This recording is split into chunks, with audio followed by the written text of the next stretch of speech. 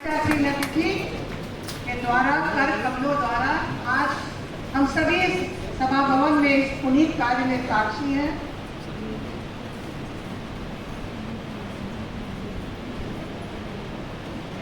और कहते तो ये है कि पुस्तकें मानसरोवर की भांति हैं, ये ज्ञान का अग्रय बहाव है। ये व्यक्त हुए शाब्दिक विधान से भावों की गंगा का प्रवाह है और ऐसे ही मानसरोवर की गंगा का प्रवाह आज हम इस सभा भवन में देख रहे हैं। पुस्तक के लोकार्पण में दोनों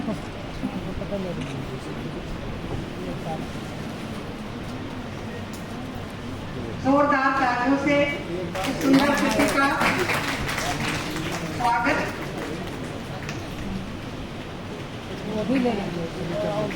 वर्षों की साधना के बाद वो तिथि तैयार हो गई।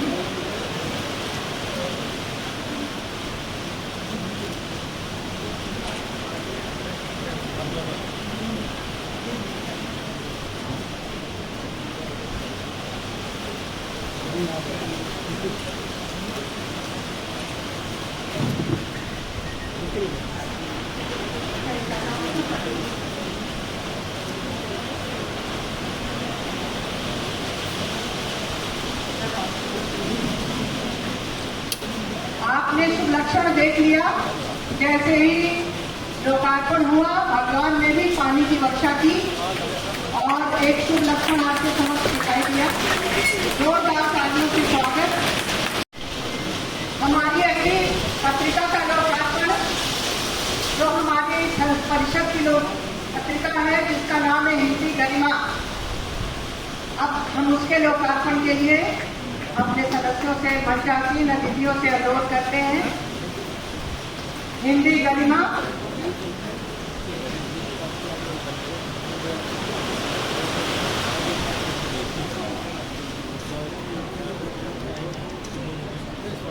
ये हमारी परिषद के सभी सदस्यों द्वारा लिखी गई पत्रिका है, इसका भी जोरदार तालियों से स्वागत। बहुत मंद स्वर में तालियां बज रही हैं।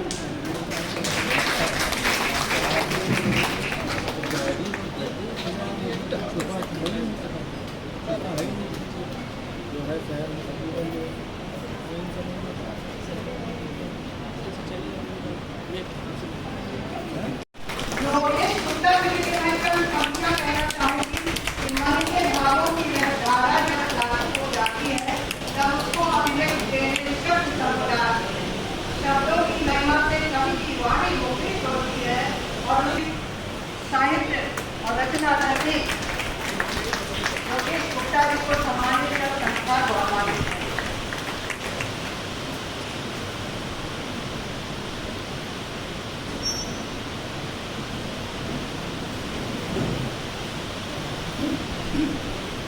हमारे मंदिर में आपको सम्मानित कर संस्कार स्वयं गौरवान्वित है और मैं आपके एक चंद शब्दों के द्वारा आपका स्वागत करती हूँ कि आओ जुड़कर सलाम करते हैं उन्हें जिनके हिस्से में ये मुकाम आता है। सम्मान के योग्य है ऐसे लोग जिनका लेखन लोगों के काम आता है। मोहन गोरे जी,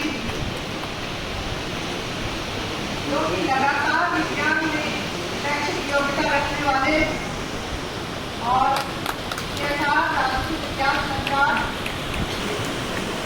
गणेश ज्ञानार्थी जी, आपको डॉक्टर मिर्जा हसन नासिर स्मृति सम्मान द्वारा आपको सम्मानित किया जा रहा है और आज उनकी स्मृति में यह सम्मान गणेश ज्ञानार्थी जी को प्रदान किया जा रहा है। इनके लिए कहा जा सकता है कि मेरी शोहरत किसी अखबार की मोहताज नहीं, मेरी कश्ती किसी पतवार की मोहताज नहीं, मुझे जिनको जीतना आता है मेरी प्रतिभा किसी और की मोहताज नहीं। इटावा से गणेश ज्ञानार्थी जी, जिन्होंने वर्षों तक संपादकीय का कार्य किया है। आप संघकार भी रह चुके हैं। पत्र में टी.एन. शेषम साहब के साथ आपने महत्वपूर्ण कार्य किया है और आप निरंतर सोशल मीडिया पर सक्रिय रहते हैं। सेवाओं के लिए आपको सदैव सम्मानित किया गया है।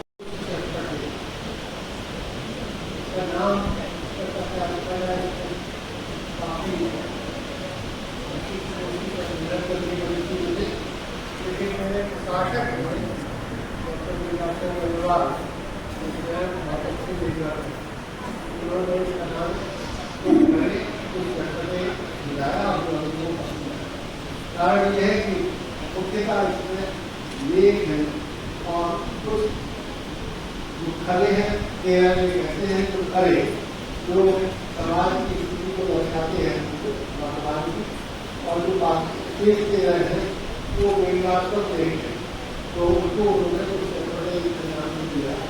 इस तरह वहाँ से एक लेख जो है उसका संक्षेप आपको लगेगा। ये इसका शीर्षक है जन्नत में तशद्दुद। तशद्दुद होता है विप्लव, जन्नत आपका विप्लव है, स्वर्ग में विप्लव हो, जन्नत में तशद्दुद इसका नाम है। और मीडिया जो सभी जानते हैं कि बहुत से ऐसे लोगों को शिक्षण दिया जाता है कि वो आत्महत्या करके और कहीं किसी को से जन्नत मिल जाए, इसी पढ़ाई में पूरा लेख दुनिया के लोगों के तमाम नौजवानों को Osama bin Laden, Baghdadi, Zakir Naik, Hafiz जैसे मजहबियों ने मुतमईन कर किया है कि जन्नत 3 कैटेगरी की माइक को दबा और सबसे नीचे के पायदान जन्नत में भी उन्हें 2 डिग्रियां और 70 हुए मिलती है। ये हसीन हुए उनके हर किस्म की जिस्मानी और रूहानी खिदमत के लिए मुस्तैद रहती है और उनके जाम को कभी आगे नहीं होने देती है। परीक्षा देखने के पहले ही तुरंत मैसेज पहनाने को कर देती। इन बहादुर का भरपूर खाने के लिए शहीदों को 100 मरतबा की ताकत अता बनाई जाती है। कहते हैं कि ये बात सुनकर एक बार एक नबी को जरूर में गुरु मैदान से गुरु जाके नायक से किया करते हैं कि इस्लाम पर बना होने वाली खवातीन के लिए वहाँ क्या है इंतजाम है। इस पर जाके नायक एक लम्हे को लगातार बदले झाड़ने लगे थे और फिर धमकी भरे लहजे में बोले थे, मोहतरमा मर्द की सेक्सुअलिटी का मुकाबला औरत कैसे कर सकती है? यहाँ भी तो मर्द को 4 मीटर रखने में धमकार है।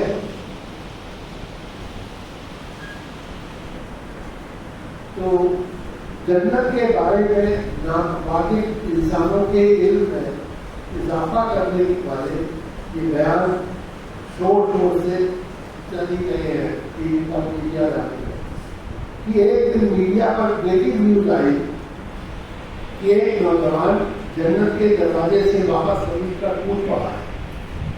उससे पूछताछ करने पर पता चला कि आजकल इन मजहबी गुरुओं की दिमागी गिरफ्त में आए हुए अनगिनत नौजवानों की वजह से इस जहां में जो आगे तशद्दुद है ही आसमानी इंतजामिया में भी बवाल मचा हुआ है। खासतौर से जन्नत की हालत तो बिहार की जेलों से भी बदतर हो रही है। मजहब के लिए खुदकुशी करके जन्नत में दाखिला पाने के उम्मीदवारों की कतार रोज लंबी होती जा रही है, जबकि जन्नत का हर 15 खसासत भर चुका है। इन मजहबी शहीदों के लिए जमीन से जन्नत तक सोने की सीढ़ी तो लगा दी गई है, पर उस पर ऐसा ट्रैफिक जाम हो रहा है कि सीढ़ियां चढ़ते चढ़ते इंसान धूप के आसपास ढकाल से अंधारा हो जाता है। फिर जन्नत के दरवाजे के बंद होने की वजह से अंदर घुसने वालों ने ऐसी मारामारी कर दी है कि वहां जन्नत पुलिस लगानी पड़ी है, जो बिना किसी मूल या के दरवाजों पर लाठियां मार देती है। अगर कोई जन्नत के ऊंचे गेट को फांद कर अंदर घुस भी जाता है तो ये देखकर हक्का बक्का रह जाता है कि वहाँ न केवल हड़कपड़ा भर चुका है, बल्कि हर कमरे में कब्जे के लिए चूड़ेबाजी और बर्बादी हो रही है।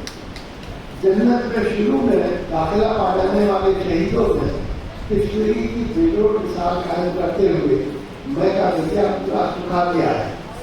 जन्नत की सारी हुए न सिर्फ बढ़ चुकी है बल्कि लौट भी चुकी है और उनकी बेतहाशा सीधा झटकी चालू है। हजारों साल की ऊर्जा हमने भी मौका मिलते ही अपनी जान बचाकर जहाँ से सदा कहीं छुप रही है। इसी सीधा झटकी के दौरान जब इस नौजवान ने एक दूर का पीछा किया तब पहले से इंतजार करने वाला एक जूनी जन्नती छुरी लेकर जवान पर पिट पड़ा। इसने अल्लाह रहम कहते हुए सीधे जमीन पर छलांग लगा दी थी। इस नौजवान के हाथ पैर तो जरूर टूटे थे पर जान बची और रातों पाए लौट के घर के आए।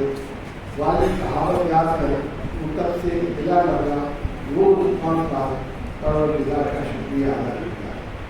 धन्यवाद।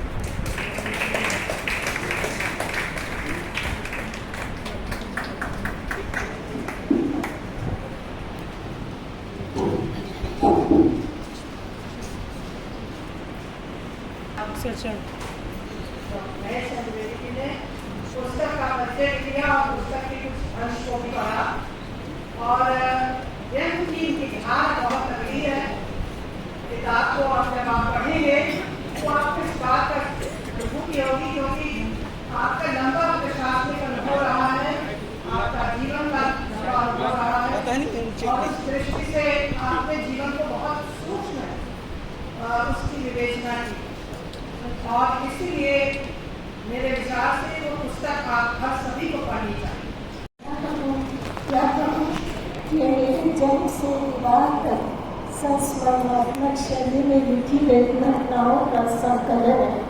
जब तुम्हें जी ने मुझे अपने बारे में लिखने को प्रेरित किया तो मुझे प्रतीत हुआ कि भारतीय संस्कारों में पली बढ़ी मैं एक सामान्य कन्या थी तो अपने विषय में क्या लिखूंगी। परंतु माँ वीणा पाणी की अनुकंपा से जब लेखनी उठाई तो मुझे बचपन की अनेक घटनाएं स्मरण हुई जो विस्मित करती हैं, संतुष्ट करती हैं, शिक्षा देती हैं या मनोरंजन करती हैं। कुछ घटनाओं को फेसबुक पर प्रकाशित किया तो पाठकों की सुंदर प्रतिक्रियाओं में पुस्तक लिखने की प्रेरणा दी। इस पुस्तक में मैं बचपन में देखे भिन्न वातावरण, रहन सहन और वेशभूषा का वर्णन करने का लोभ संवरण न कर सकी। माँ शारदा के आशीष से मेरी लेखनी प्रवाहमान हुई। मेरे पापा श्री राधेश्याम शर्मा, मम्मी श्रीमती सुशीला शर्मा से प्राप्त संस्कार और पिताश्री श्री शंभू दयाल दुबे एवं माता श्रीमती पान कुंवर दुबे से प्राप्त व्यवहारिक ज्ञान एवं आशीर्वाद से मैं अपने जीवन की अनुभूतियों एवं घटनाओं को पालने से पालकी तक शीर्षक पुस्तक के रूप में लेखनीबद्ध कर सकी। मैं सबको नमन करती हूँ। यदि मैं अपने पति का आभार न व्यक्त करूँ तो यह कृतज्ञता होगी। अपने प्रकाशक श्री विजयाशर अग्रवाल की भी आभारी हूँ कि इस पुस्तक को इतना सुंदर कलेवर प्रदान किया है। पालने से पालकी तक साहित्य निकेतन 16 साहित्य विहार बिजनौर द्वारा सन 2023 में प्रकाशित हुई है। अभी तक इसका लोकार्पण नहीं हुआ था। मुझे पूर्ण विश्वास है कि मेरी अन्य पुस्तकों की तरह पालने से पालकी तक को भी पाठकों का स्नेह मिलेगा। मैं इसके बारे में बिल्कुल कुछ नहीं बताऊंगी क्योंकि जब तक इसको आप पढ़ेंगे नहीं और अगर मेरा विश्वास है कि पढ़ेंगे तो छोड़ेंगे नहीं। आज इस अवसर पर सभी स्नेहीजनों का आशीर्वाद चाहिए।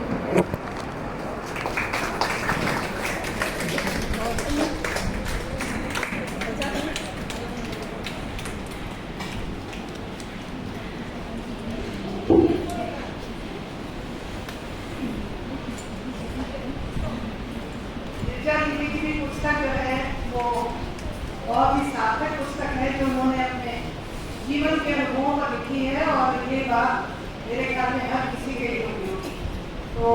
तस्वीरें पीछे रखी हैं जिनका 100 रुपए का मूल्य है। हाँ, ये सामने